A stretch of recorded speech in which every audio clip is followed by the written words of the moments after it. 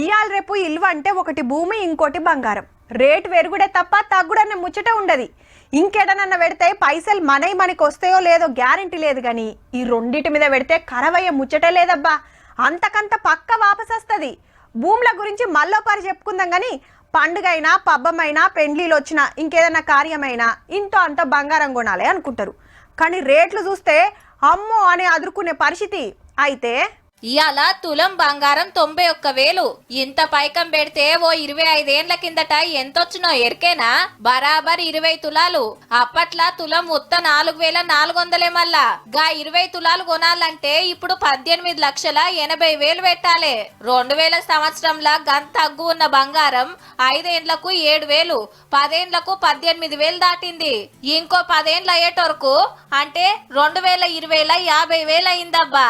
ఈడికెళ్ళి ఏడాదికి 5,000, 10,000 వెరుక్కుంటా ఇయాల బంగారం అయింది. అప్పట్లా పెండ్లికి తులమో మాసమో పెడితే అదే మా ఎక్కువ. పెద్ద పెద్ద ఆసాములు శ్రీమంతుల ఇండ్లల్లో బగ్గాకు పడతాండే. ఇంత కాయిష్ పెరిగి చింతపండు లెక్క వేసుకొని తిరగబట్టిరి. పెండ్లిళ్లకు, పేరంటాలకు, బర్త్డేలకు, మ్యారేజ్ డేలకు దేనికి చూడు బంగారం బేరం చేసుడేనాయే. ఇంకేదన్నా కొనుకొస్తే ఖరాబ్ అయితదేమో గాని ఇదైతే ఏండ్లైనా అట్లనే ఉంటది. మళ్ళా దాపకింత ఇలువ పెరుగుతుందని ఆపొచ్చేనా. ఆడోళ్ళమే అనుకుంటే ఇప్పుడు మొగోళ్ళు సుత కిలాల కమానం వేసుకొని తిరుగుతాండ్రు. గిట్లయినాక ఇక రేట్లు పెరిగాయా. మళ్ళా దునియాల పరిస్థితి మంచిగా లేదని చాలా మంది బంగారం మీదే పెట్టుబడి పెడుతుండట.